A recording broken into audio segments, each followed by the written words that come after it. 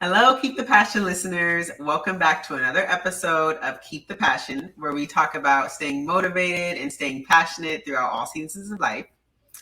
As you can see, we're here with someone new, or those of you watching on YouTube can see, we're here with someone new. This is a guest host of ours and also our best friend since about middle school. His name is Andre Luke. Say hi, Andre. Hello. He is, like I said, our best friend. He is a photographer.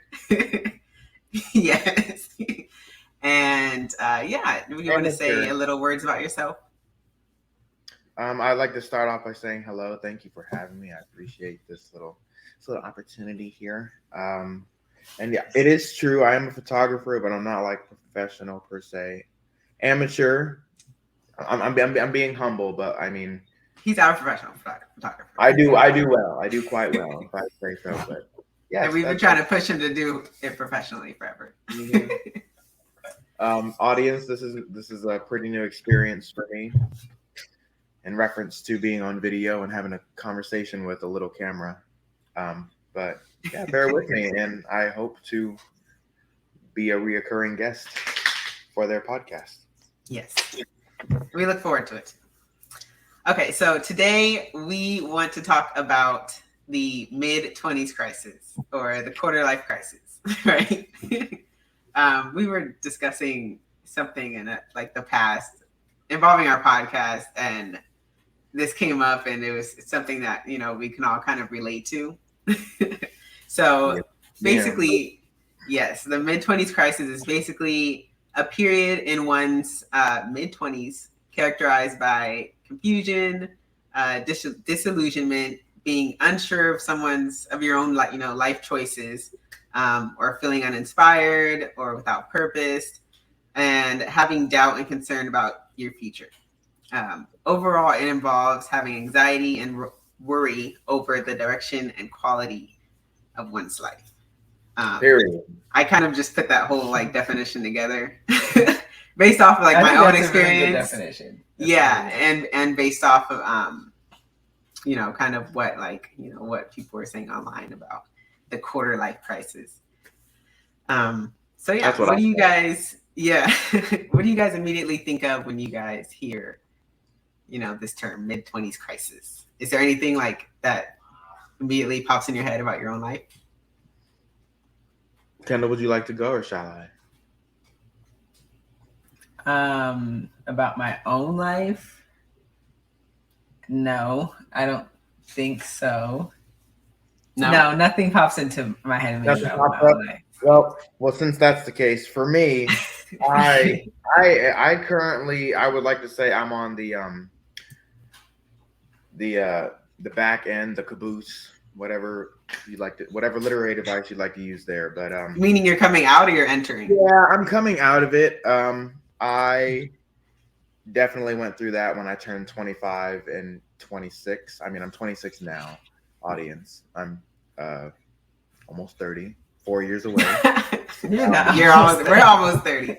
I mean that mindset, that response right there is a mindset to the whole quarter life crisis thing. It's like, oh shit, I'm almost 30. I gotta get it's time to get it going. Yeah.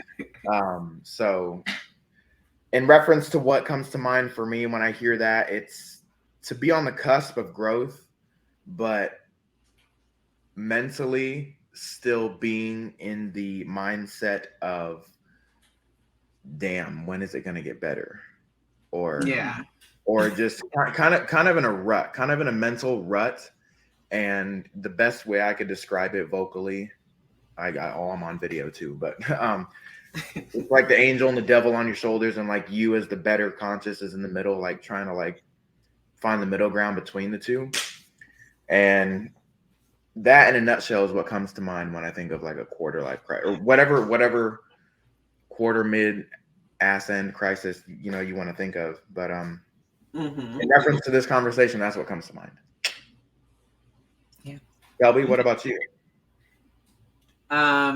I think so. When I was trying to put together a definition, the biggest word that popped out to me was disillusionment, And I had to look it up because I was like, what exactly does that mean? Yeah, could you describe that to us if you don't mind?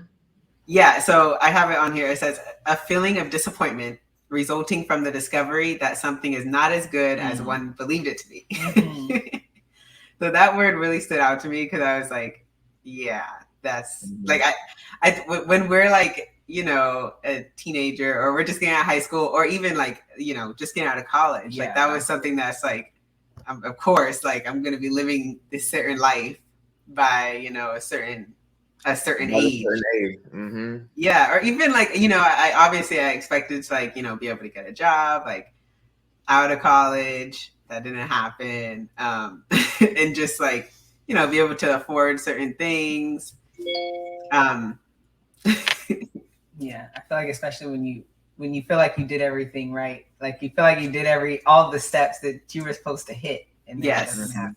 Like, yes, it's like I hit the special combo. Okay, where's my coins? Yeah, I know.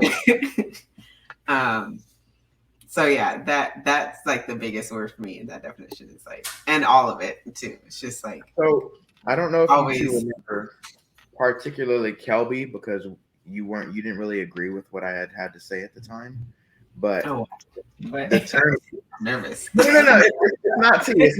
It's not to you, but it's relevant to what you said. The term disillusionment.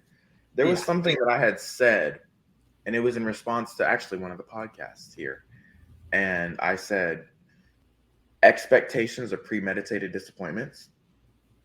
And I really feel that statement in particular ties to explain what that means exactly. You said expectations are premeditated disappointments.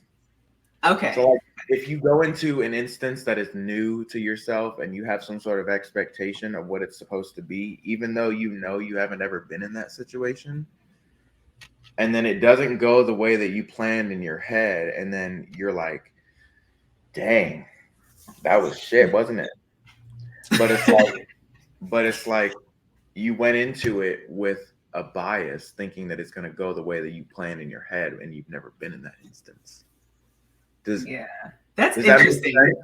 So no, like, it makes sense. It makes sense, but then it's like, do you just not have expectations? Yeah, well, that's what I'm trying to say. Like, if you should go into it open-minded, but like some people's initial response would be go into it with no expectation. But it's like that the way that's worded, it's like it's kind of like something said in absolute, and then people's minds kind of go like awry because they don't know what's next. Okay, so that's similar to like being committed to. Like I would say the solution to that is being committed to like I don't know. I guess being committed to the process without being like overly committed and like to focus on the fixated with the result. Fixated on the result. Fixated. Yeah. I wish I could say that in a better way. No. I mean, you know what I'm saying. The audience might not understand. You know, whoever. But I mean, I think we're doing our best here. But I understand what you're saying, and it's like basically you're basically saying trust the process. At least that's what I get. Yeah, exactly. Trust the process. And gather what you learn, or just like like gather all the lessons and everything over the course of that. But don't be too attached to the final result. Yeah, I think now I've always I'm realizing why people usually say, oh, it's about the process and it's not about where you're gonna get from. I've always I remember so I'm like, we talked about we talked about it on a podcast episode because I'm like obviously that's my goal, like that's what's keeping me going. But yeah, I understand because it's like you have to kind of just go through the process and appreciate that and what you learn from that and whatever comes from it, don't be I too. think that advice that people give us, that cliche advice, it's loaded, but we don't know it's loaded. In reference to, there's more to. How do I put this simply? There's more to that advice than the surface level that it gives. Basically saying, when people say, like you just said, oh, it's not just about the destination. It's like, okay, well, I'm glad that I know that, but what's the next step then? So like that advice is good, but it's like that advice right there is the first step to getting to understand that it's okay to not be fixated on the destination. Sorry, I heard something back there. I didn't know what it was. Does that make sense? I don't want to drag on a dead horse or whatever. Okay. No, it makes sense. Let's see. I want to add to go ahead. What I guess to your definition. Go ahead. Because it's a great definition, but I feel like what is it like? Feel like, like what does it actually like? Yeah, look like I feel like okay. At least for me, like when I think of midlife or quarter life crisis or mid-20s crisis, I feel like it's that shift from you being in your early 20s and like being like all free and frolicking, whatever. and then I feel like once you turn like 25 or 26, you're like what Andre said, oh shit, like I'm almost 30. Like it's like that, but your focus completely shifts to like now you're like trying to get your shit together and try to figure out how you want to get your shit together, like what you want to be, what do you want to do to be able to have your shit together too, like all this stuff that you're now trying to figure out because you kind of, because you were just enjoying your life in your early 20s. Because I can personally attest to it being exactly what Kendall said. It's like a oh shit moment. It really is. It's not even just a moment. It's a whole it's a oh shit like time period of time. You think it's a moment, but it's like it just keeps hitting you. But I can attest that that's exactly what it is, and it might be different. It will be different based on the person, but I know that for me, it was like I was a party boy in my early 20s. Early to now, I was a to now. You were or you are? Like I said, I'm on the ass end of all of this. All right, I'm at the okay. So focus has been shifted, but I was a part. I like to have fun, and that was the focus. And now that I'm 26, and it's like, okay, no one is going to do this for me. And by the way, I want to keep this in mind, audience, that initially my thought process wasn't that, oh, someone's going to do this for me. But I digress when I say that being in your early 20s and just trying to have fun and be, like they said, all over the place.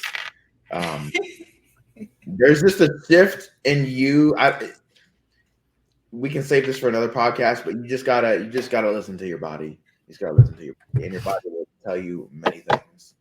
And it'll tell you when it's ready to move on from that. Yeah. And if you have your spirit too. Yeah, your spirit will tell you too. Exactly. If you have any shred of love for yourself and you have a connection to your spirit, you'll realize that, hey, like something's got to change. Because to me, real quick, to me, if I start noticing that I become complacent, I know that that's kind of a sign, like, oh, damn, like something's gotta give. Mm-hmm. I agree because. What about you, girls? Well, I agree with exactly what you just said, because if you become complacent, like, I'm sorry, there's no growth in your comfort zone. There's just no like self-improvement. There's no getting somewhere, like reaching that goal. That goal is not inside your comfort zone. Yup. So when you become complacent, you're just kind of like, okay, I need to switch it up. I need to do something different. And it's usually, like relating to like the mid-20s crisis, it's kind of like I'm comfortable and I need to get out of my comfort zone because I have goals that I'm trying to reach. But like for me, by the time I'm 30, and I'm not going to get there if I'm just kind of complacent and like, oh, I'm good with this right now. No, like if you're good with this right now, like, do you have goals and that you're trying to reach? Circling back real quick, I just thought about this. I don't think we really answered Kendall's question. The feeling of what it's like to be in this quarter life crisis, it's like, to be completely honest, it just feels like there's no future. It just feels like there's nothing to look forward to.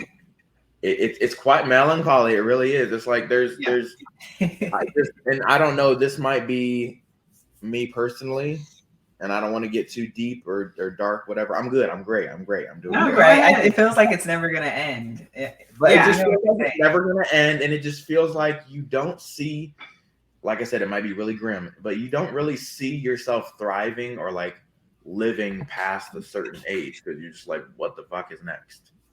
Yeah, I completely Forgive my language, but like, I don't mean for that to be dark, but like, I hope someone out there who watches this, and I hope you girls can understand or relate to that, but it's like, dang, like, this is it. And I'm like, and then like I said earlier, it's like, I know this isn't it. And then that's right there. That is the catalyst for me to start questioning everything and to start particularly questioning myself. Mm-hmm. Because at the end of the day, I'm the one that has to go home and live with myself. And I hope that resonates with somebody. Mm-hmm. But yeah, I agree with you. The feeling of it is, it's definitely kind of like that, where it's like, you can't really see yourself thriving at this certain age, but you have to get past that. Like, you have to. And that's what I wanted to add to that. Like, it's okay. It is totally okay to feel that way. Please get that emotion off of your chest so you can look back within yourself later on in life and be like, yeah, I felt this way at a certain point, but I don't feel this way now. And it's a nice balance because you've been there and you know that you can be better than that. Mm-hmm. Does that make sense to you girls? Yeah. Mm-hmm. Yeah. So experience is everything. But like I said, just be okay with having that emotion, but know that it's not the end all be all. Yeah. What that feels like to me is like, you know, it's just like, it's like a pressure cooker. It's like this constant that you're constantly inside of. Mm-hmm. It's like this constant pressure to, like, you know, I guess to live the life that you expected it to be, you know? Yeah. That's what it is for me. Or like have certain things or whatever, like, yeah, I don't know. And it is. Now, where do you think that pressure comes from? Well, for me, it comes from expectations. Like expecting like a certain life by a certain age and not achieving that. Yeah. And that's big for me because I feel like a lot of like, and I'm trying to separate my like idea of self-value from like money and accomplishments because I've had these expectations to have like accomplished certain things and be living a certain life at this point. It's like I saw this quote the other day in reference to what you said about accomplishments. And I'm not saying that you need to carry this one and only quote, but I think it could be a nice little reminder every once in a while that your entire life is not based off of the accomplishments that you make. It's about the experiences that you've gathered. Mm-hmm. I'm like, oh, that's kind of cool. I'm like, that's real. That's a good quote. You know, like, some people get fixated on just making sure they just do as much as they can throughout their life, and that sounds exhausting. But it's hard though. Yeah, it's hard to separate your. For me, it's hard to separate my value from like my accomplishments and money. I think, and I know it's, you know, it probably related to like, you know, my upbringing. So I feel like, you know, we've never had a lot of money, but so it's like, you know, you see the people who do have a little bit of money and it's like they've accomplished something and they're contributing something to their own life or whatever, or to, you know, society. So yeah, that's what it's like for me. It's like kind of trying I'm always kind of separate that.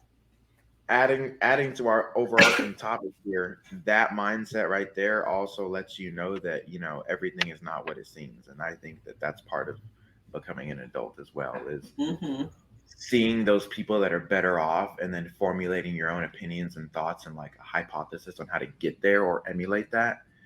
And then you're like, oh, well, they had it this way because of XYZ and a bunch of gray area stuff. So you can't necessarily use that comparative nature to yourself. I don't know if I'm going a bit off base or if I'm losing you, but help me out if you're understanding. No, I think I understand.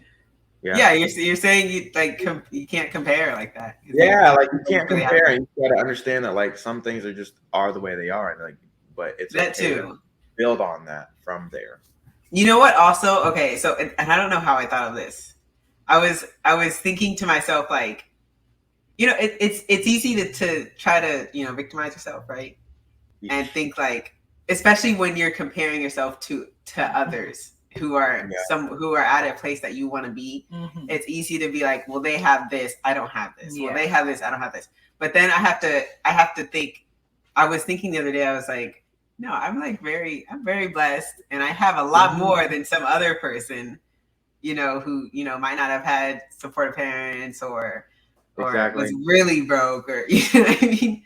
So I think we have to think like that too. And stop thinking like, I don't have something, that person got there because they got this and that, and I don't have that. But we have to think, just literally just focus on what you do have. Yeah. Well, because if you keep sitting and looking at everyone else and what they have and just talking about what you don't have, like you're not putting any energy at all into what you can do for yourself. Like you're just sitting here just focusing on excuses.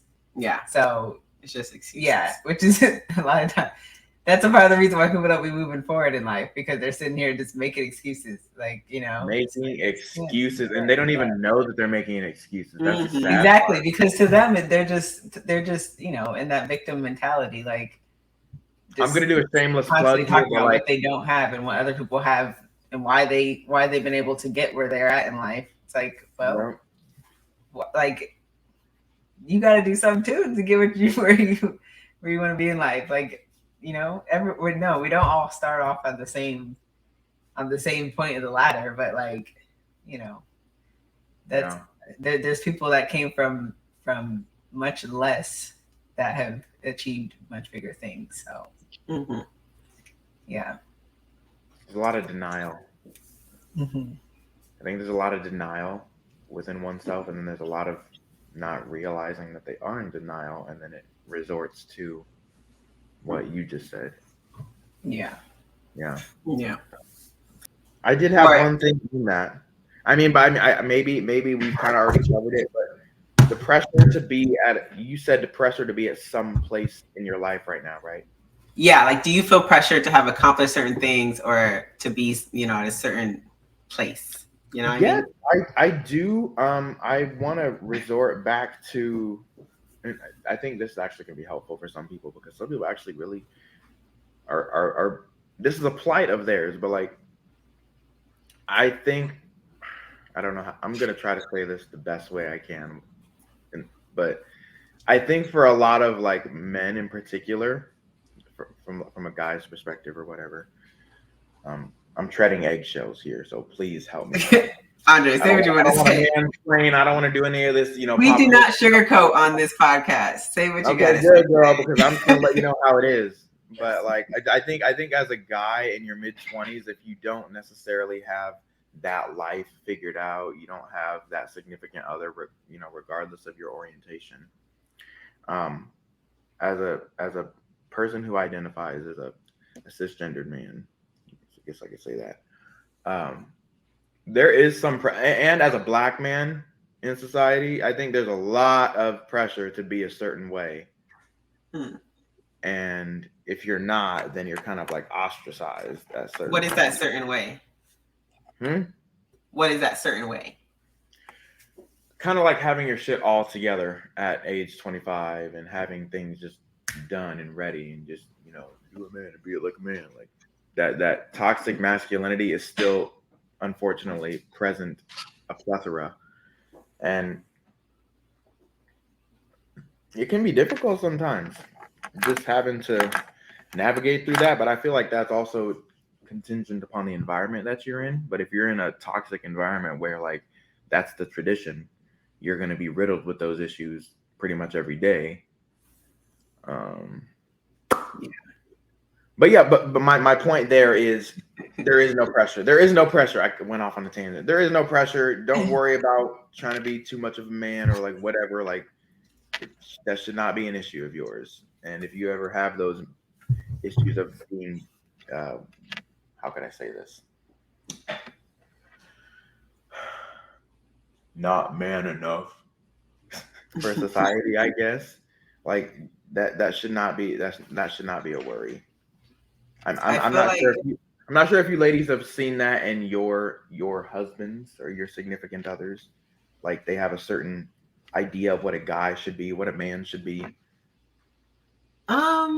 Especially in Texas. I mean, yeah, but I think I don't think I don't much. Yeah, I would say yes in reference to like, you know, being the provider and stuff.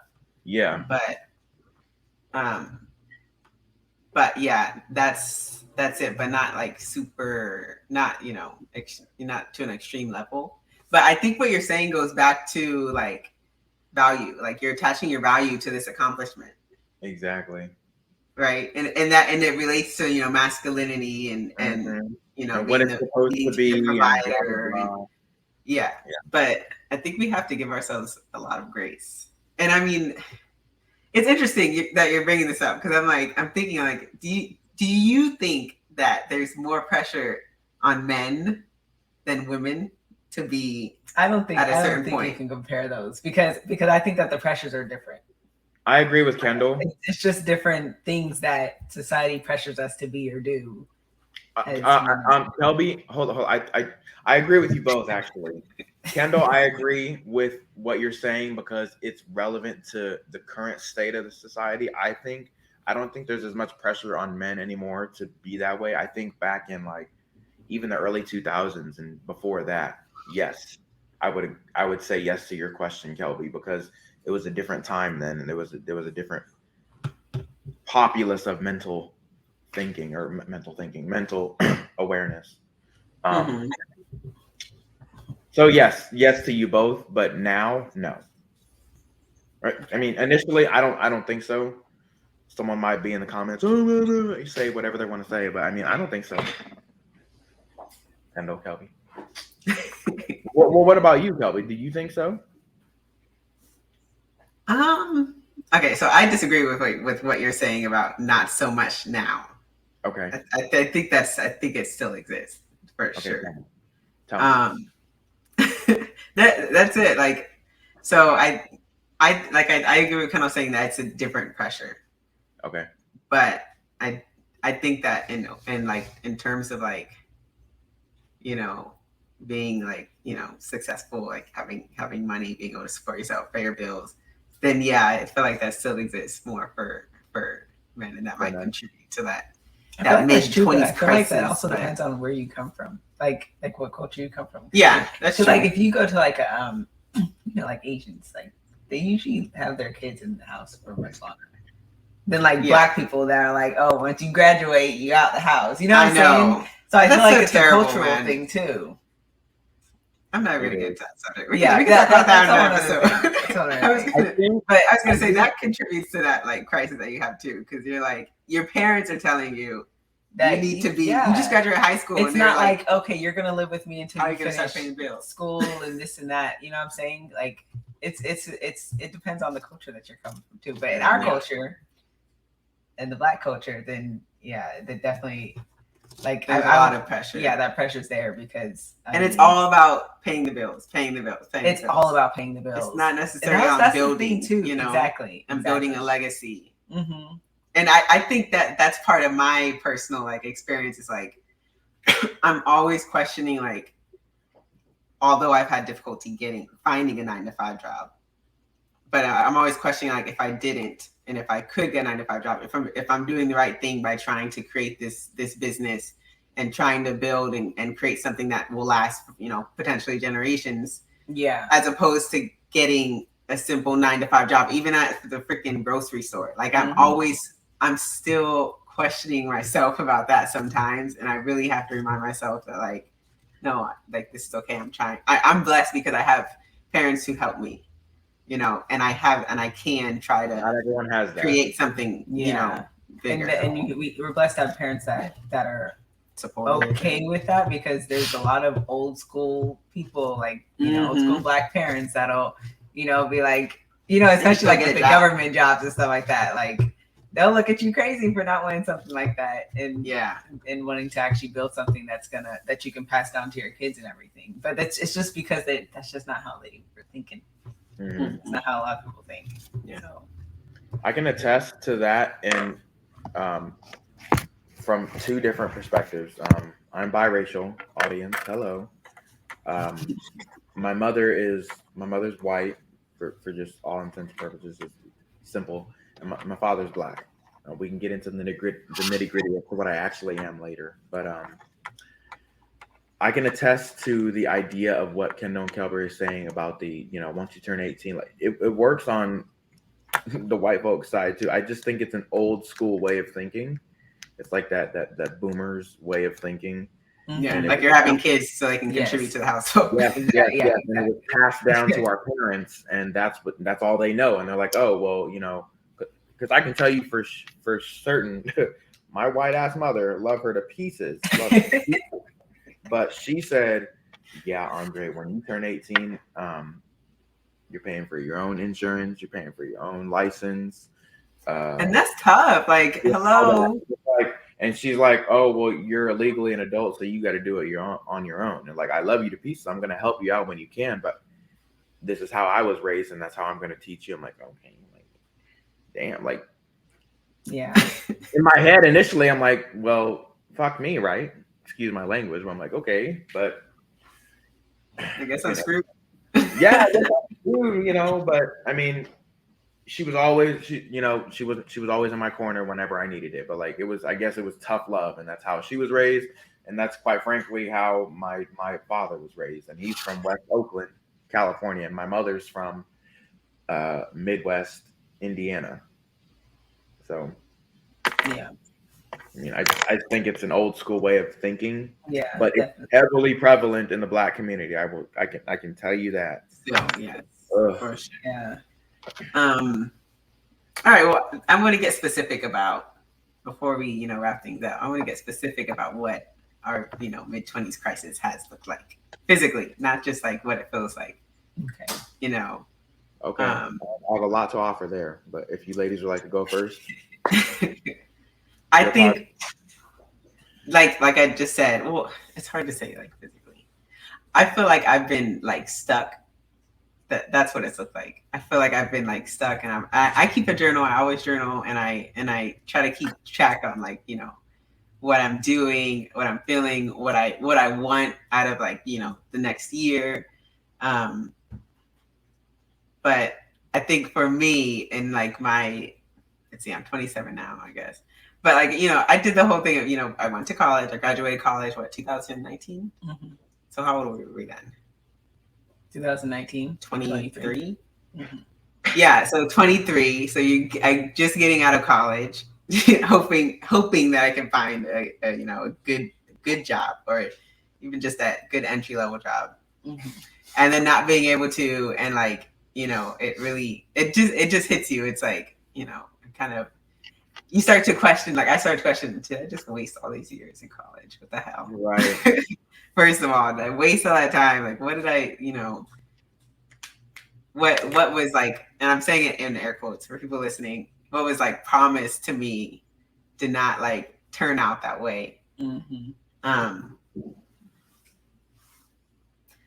And yeah, that's what it's looked like. So for the past few years, I feel like I've been like in a stuck position of like, yeah, I'm trying to figure out how to support myself, yeah, and that makes you question everything. Yeah, it makes you question yourself a lot, your decisions, just like the definition, but you question your decisions, what you've been doing for the past few years, what you're gonna do to the next few years to try to like improve your the direction of your life, so it can kind of go how you want it to go. And at some point for me, I think like last year sometime, like I came across a term of like mourning the life that you thought you would have, right? Mourning the life you thought you had. Yeah, I think yes. So for me, like I was, and I still get in my kind of really down moods, but I feel like in the past like I've been in survival mode, and I've been very like sad. I don't like saying I've been depressed, because I feel like those are like words that people throw around too easily. Girl, they do. Girl. If you haven't been like diagnosed with depression. So, but you know, you can be in a depressed state. Okay, so I've been in like, you know, very depressed states, you know, throughout like the past couple years. So that's what it's looked like for me. It's like just kind of being very. I'm literally like that term, mourning the life that I thought I would have by now. And so I've realized that I'm like, I gotta get over that and stop thinking like I should have been here by now. I should have had this job by now. I should have had this car by now, or this type of lifestyle by now. I should have traveled here by now. You know what I mean? I kind of had to stop thinking that way and try to think like, you know, I'm okay with where I am. You know, try to be okay with exactly where you are now, and like, you know, have a. It's okay sometimes if your long-term plan doesn't follow through. Yeah. And that's what also we were talking about earlier is kind of not committing yourself to the goal too hard, but like, you know, appreciating the journey. So that's what it's kind of looked like for me. That's what my life has been in my 20s. And I think that's good to say, because I think a lot of people in this generation have probably gotten out of college and had difficulty finding jobs, especially with the pandemic that just came. I think a lot of people are probably in this position, and you're like, what the hell? Where would, you know, you almost feel entitled, kind of. You almost feel like entitled to this. Like I said, the American dream. You hit all the freaking, you hit the combos right, and you know where my coin's at. Well, no, but you're on something, because there's also been a lot of like statistics and just reviews and just commentary, social commentary on how our generation is pretty much like the not end all be all, like I said earlier, but like we have a sense of entitlement because of what we were promised or what we were told growing up. If you do this, if you know, like a cause and effect thing, like if you go to college, you're gonna get a job and you're gonna have a house like I had at 25. Yes. They don't like to and society has changed so much. Exactly. Yes, they don't take into consideration that, you know, this you know, little sneaky bitch inflation you know, just loves to creep up on us every year, and then we don't get any. I don't want to get political right with you right now, audience, but like I will save that for another time. But I mean, they just don't take that into consideration, and then they start saying things like, "Oh, this generation is lazy. This is that. This is that." Like we've all heard it before. You know, I mean, even just like, okay, when we worked in the call center at UM, the fundraising call center, one of the things like that we had to like practice with like a rebuttal for like calling the older alumni who would use the reason, oh, I worked through college and paid my way through. And it's like, well, and it's so tuition was like like you spent 4 years of college and spent like $17,000 back then when you did it. Like we're spending freaking, I mean, depending on where you go, like $80,000 or more on college. Like, and that's like, you know, that's just like that's just one example of how, you know, how much things have changed. It's like, and so you're sitting here like, and your parents are teaching you do this and you'll be able to accomplish this by this age. And it's like, well, things weren't how they were 20 years ago. Yeah. And it's frustrating. Sorry. No, go ahead. It's frustrating too, because then you do have those family members who are still in that mindset, who are like, well, why don't you just get a job? Well, why don't you, you know, do this? You know, it's like, yeah, you could support a household and buy a house like off from one income. I mean, one person could work back then and buy a home, support your whole family. But times have changed. The economy has changed. And yes, back in the 60s and 70s, so from like the 60s to the 80s, you were able to, on a single income, which was probably like $18 an hour at, you know, and that's pretty high back then. It was have a home, have a car, go on a yearly vacation, you know, live your life on a single home, like on a single income. And the income was, like I said, like less than $20 an hour. Yeah. I mean, think about grandparents. Like, my grandpa bought a house. Yes, they were able to do all of that on that one income alone. And be with racism. Just to point that out. Yeah, too. our grandpa tells us all the time about how much it is to make everything. How much everything is nowadays. And then just circling back to the whole overarching topic, the mid-20s crisis, quarter life crisis. If you're not where you feel like you're supposed to be financially, please don't take that entirely personal, because especially if you know what capitalism is, our society is like awful in reference to that. So like, do not feel like it's all your fault that you're not where you're supposed to be in your mid-20s, because it's pretty much rigged against us right now. In the rat race of working 9 to 5, like, I cannot wait until. I mean, I'm friends with these girls and I've known them forever, but like, especially when I started listening to the podcast and I started going through my own mid-20s crisis, like, I do not want to be part of the 9 to 5 life for the rest of my life. Like, this is awful. It's not for me. It is foul. And it's even legit, if you do pay you well. It's legit modern day slavery. You get paid just enough to come crawling back because you need it. You get paid awful. Your benefits are cute or whatever. But even if they do pay you well, you're expected to really work for that. Like, you're expected to, it's financial freedom without the freedom, pretty much. Like, it's like it's a trick. It is a trick, and like because we know people that get paid like $200,000 a year almost. But they're working. They work a lot. They're expected to work a ton, and not have that freedom to really be able to. And like, what's the point of making that much money if you can't actually enjoy it? If you can't take a nice vacation with your family, and you know what I'm saying? Like, yeah. And also to our younger listeners, by the way, these numbers sound great, glorious, and beautiful, and whatever you want to think, but $200,000 a year. Just know, if you don't understand income and finances, you're not making $200,000 a year. Taxes rob you of that, baby. Like $120,000 or something. Exactly. You're making 120, 110, contingent upon your. And depending on where you live, what state you live in too, you might be paying even more than that. like for example, Andre's in California.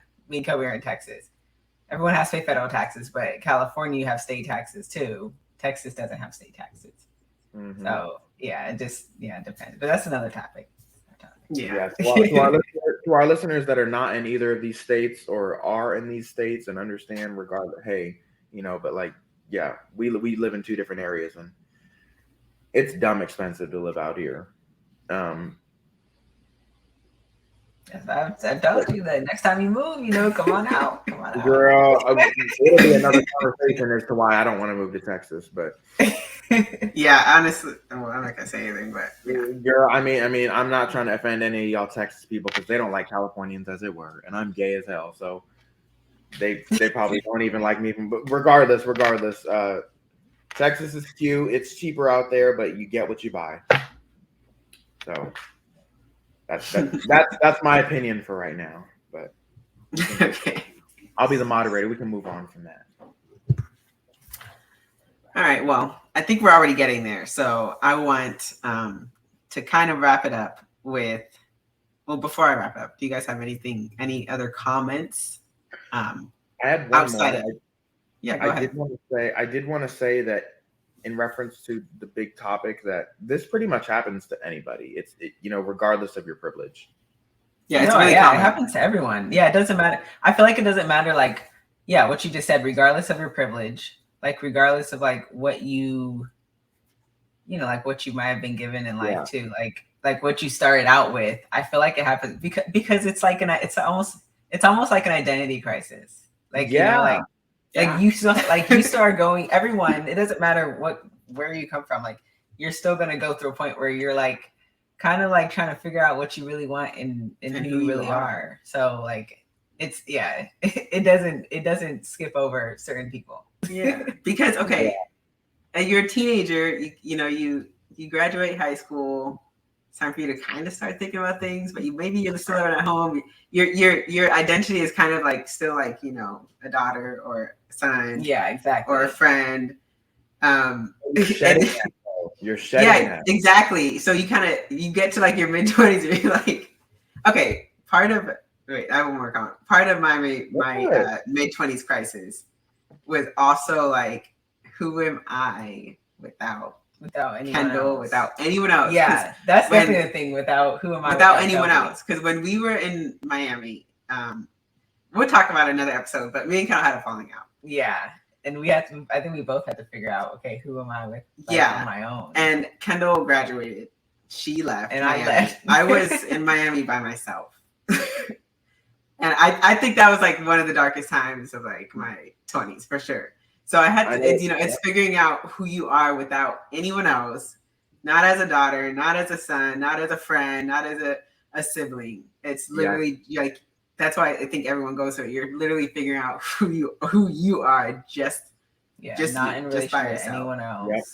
I think everyone needs to go through that moment in life where life pretty much gives you an ultimatum, and at that point, the ball is in your court. And I can attest. I've been right in your shoes, Kelby. Or like, where life said, "Hey, what are you gonna do, bro?"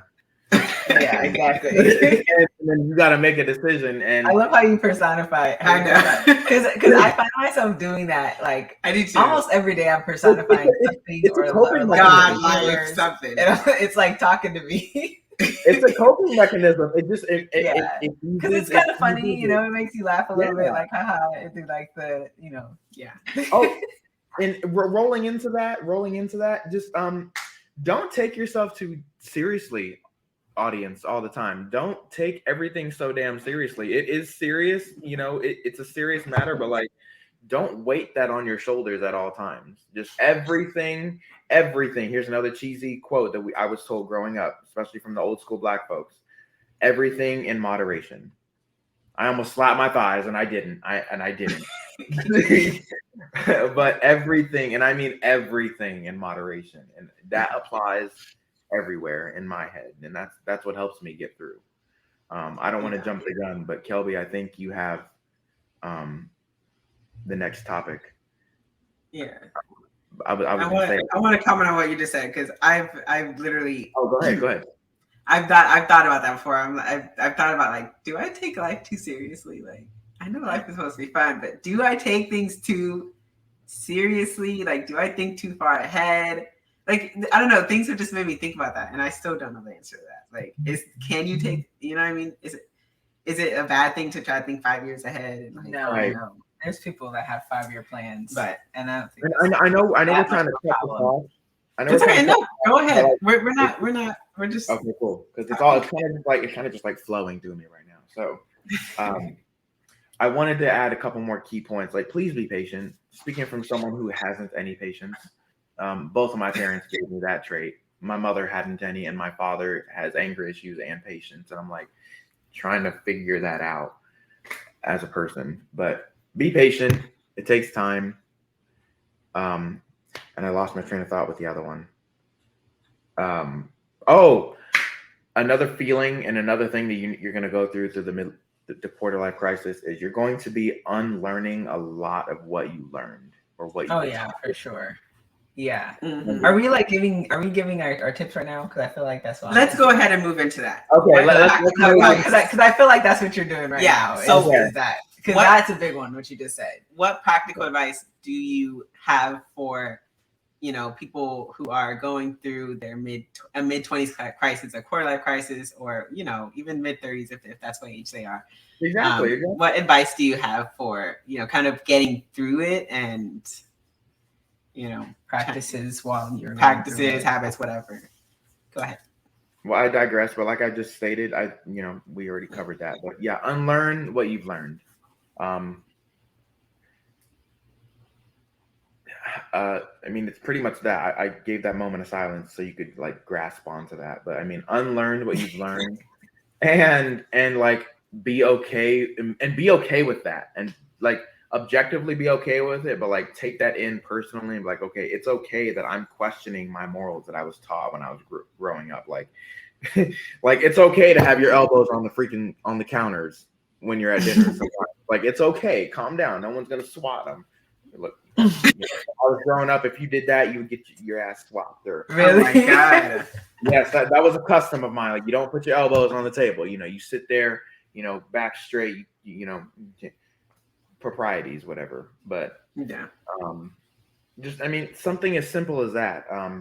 Or I don't know. I mean, that statement pretty much states itself. And then my second one is, it's okay to question everything. And something that the catalyst for me in reference to the mid-20s crisis is I started out of nowhere just reciting the cheesy quotes that I was told as a kid, like we had mentioned throughout this entire podcast. I'm sorry, yeah, this little podcast episode, like the everything in moderation, or come home when the street lights are on. Like, I mean, like, I'm just trying to give you like little stuff like that, but like, girls, please volley off of me here. Like, what was something that you were told growing up that you're kind of like, I understand why they were saying. I know one, and I was thinking about this morning, and it relates to questioning, your upbringing, and that is stop crying, or I'll give you something to cry about.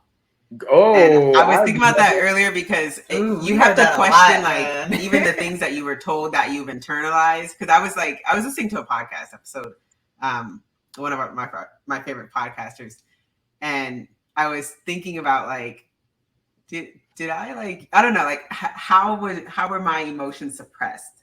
How was my voice suppressed when I was younger? And I thought of that, and I was like, yeah, that's probably something. Because I feel like up until I had to learn to speak up for myself in my 20s. Great. And not be silenced. So Shelby, that's something that's important. Yeah. I know exactly what you're saying. My dad, and y'all know my daddy, and we knew each other growing up. Yeah. You know ours. This is for the black folks out there, for the black kids that have been raised this way. Don't speak unless you're spoken to. That's how I was silenced. That's how I was taught to stay in the kid's position. Speak unless spoken to. Stay in a kid's place. Like, I'm seeing that as an adult, and I'm taking that, and this is all helpful. I'm taking that into account in my adult social circumstances, and I'm realizing that I legit cannot. I don't want to say cannot. I have in practice not initiated conversation. It's not entirely the best. It's not the best tactic to have if you're trying to be, a social person, because there's too many variables in place to have that be the end all be all tactic to have. But I digress. I just wanted to make a comment about like what Kelby was saying in reference to being silenced per se. But I got a little passionate. But girls, please take the lead. Yeah. That's exactly it. Start unpacking what you were told and said and told, and how you were treated as a child, because that does impact things. It affects like everything that you do when you're an adult. Like, it just affects the decisions that you make, like the little choices. Like exactly what you said, and how you're able to process things, especially how you're able to process your emotions and stuff like that. Mm-hmm. I saw another quote recently, and it said, "Don't let that hurt child make your adult decisions." No, exactly. I was like, But I think something else you addressed in your mid-20s crisis, they just keep coming to me, girls. But I mean, I've been through it, so like hopefully. Yeah, give your advice. This is it. But if you had a traumatic childhood, which a lot of us did, just how we were raised, but regardless of the trauma, and this isn't a comparative nature. I don't want to open the tables for that. That's not what this is. But if you had some trauma in your life in your mid-20s, if you have any shred of concern for yourself or self-preservation, you're going to realize that you've been running from it for a long time, and you will address it, and it's going to hit you like a fucking train. Yeah. But that train hit, if you can crawl out of that, if you're strong enough, which you are, because you're just as strong as your inner saboteur. That's the little shameless plug I wanted to make earlier. It's to RuPaul, because godsend. But anyway, your negative thoughts are just as strong as your positive ones, and you just got to crawl out of that and keep going. Just keep going. Yeah, that was going to be one of my advices. One of my tips is to keep going, to just keep going through it, and whatever you commit to, like we talked about in the last episode, is like commit to it 100%, and you can always change it. Like if you're questioning yourself and you're questioning your decisions, just commit to that decision. You can always decide to change, but commit 100% to see what you can actually get out of it. Yeah. You know what I mean? Another one of my tips, as we were discussing in the episode, is to separate your value from, your finances. Separate your value from your accomplishments. Try to find value in just yourself and confidence in just yourself. Not relating to how much money you make or, what you've gotten done. Yeah. And then mine are really just related to like self, like really looking inward, and getting to know yourself, and just learning to listen to you and your body and what your spirit's telling you. Like just being in alignment, I feel like really helps. Trusting your intuition, kind of. Just trusting yourself, learning to trust yourself, and like you can practice. Like I love that. The trust yourself. Yeah. And trusting yourself isn't just like trusting like the decision that you're making. It's really trusting what your body's telling you too. Like you're like just what everything it is telling you, like your spirit's telling you and stuff too. Trusting how you feel, how you're feeling about things, and then also just tune out those outside voices. I feel like because you can't the whole thing, like I said, it's an identity crisis, really. Is what it is. And that's a part of it. And so like you have to get rid of those outside voices. You cannot listen to those outside voices when you're trying to figure out who you are, because that's what you've been doing your whole life, which naturally, of course, because you were being parented, you were younger. Like you have to be parented, but once you get out on your own, you can't do that anymore. You can't, you can't keep listening to someone else when they're trying to tell you who you are, what you should be, how you should do things. You have to find your own way, and establish, to just establish like who you are. Because there's plenty of ways to get to do things and to get to a certain point, but you got to find the way that like aligns with you, right? So yeah, I think that's really my tip, is just focusing on self and really taking care of yourself and really learning about yourself. Journal, do things like that, and then of course everything you guys said. I mean, hell, the thing about unlearning what you learned, like, the limiting beliefs that you have, just attack all of it. Get to know yourself, like attack. Just I don't know. You really, I don't know. I think it goes down into self. That's my biggest thing. It really is the self. And try not to add too much distractions too. Try to add too much distractions. What do you mean by that? Explain. Or do you have an example that you're thinking of? Well, so I feel like for me, like when I went through, like I feel like my quarter life crisis. Yeah, you didn't explain what your quarter life crisis was. I don't think I really had much of one. She evaded the question. I didn't know. I was letting you guys talk. No, like, okay, like I feel like for me, because let's see, me and Brandon were I was 23 when we met. So and then we got married and I was 25. So I feel like throughout the time where I'm usually having that quarter life crisis, I'm supposed to be focusing on myself. I feel like I'm sitting here learning about someone else and what they need and tending to them. And it's the same thing for someone that might have kids young, right? They're having to tend to another person, like our brother Demonte, he had a child really young. And like he moved back home and he went to college, and he me and Kobe had to babysit all the time. But I feel like it took him longer to really get to know himself, like towards his, I would say probably towards his, late 20s and very early 30s. I feel like now, right? Even Andre can attest, because Andre's been around for like 10 plus years. Devontae's a different person than he was even a few years ago, right? So much. Exactly. So I feel like no, don't like intentionally like avoid getting married or having kids, but like those things, be aware. And I think that when you do go through those things, you need to make sure that you're still taking time to learn about yourself, because at the end of the day, you really are the most important thing. You can't give to somebody else if you're not where you need to be. So yeah, don't add distractions like that, because it's not going to put you back, because we're all on our own paths, so that you can't say that you're behind or anything like that. But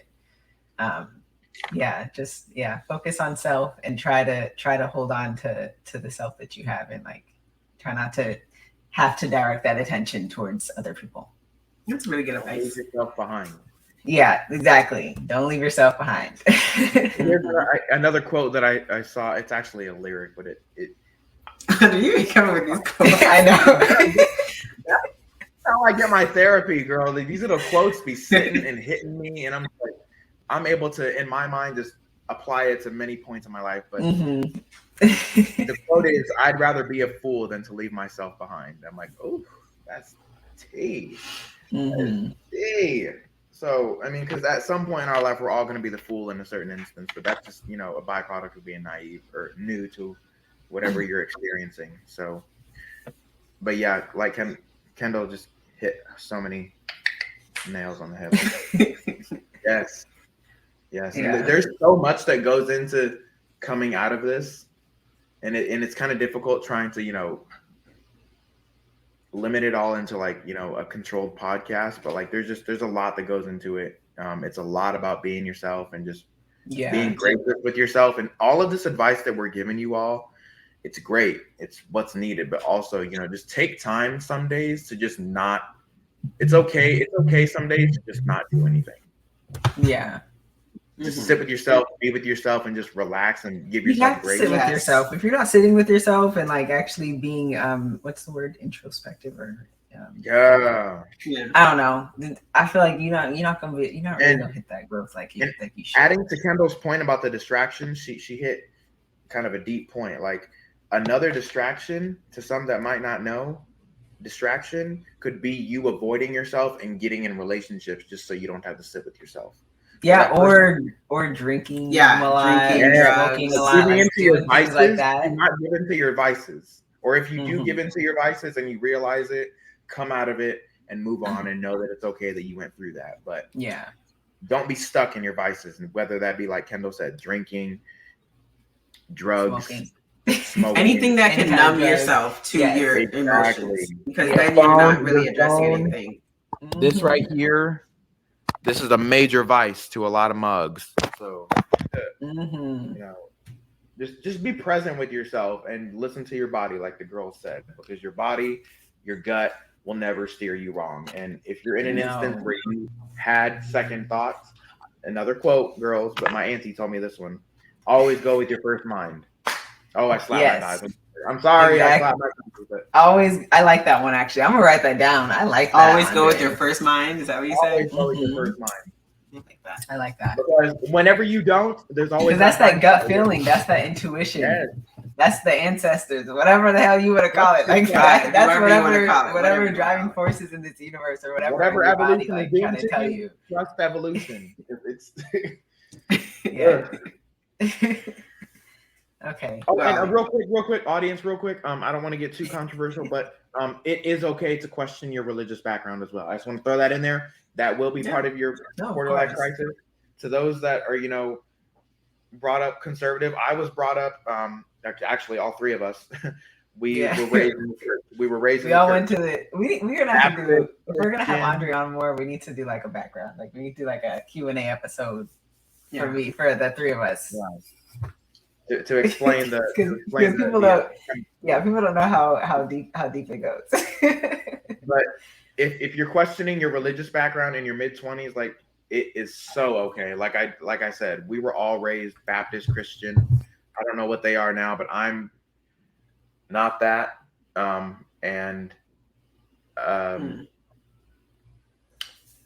It's okay to be that way. It's okay to be that way.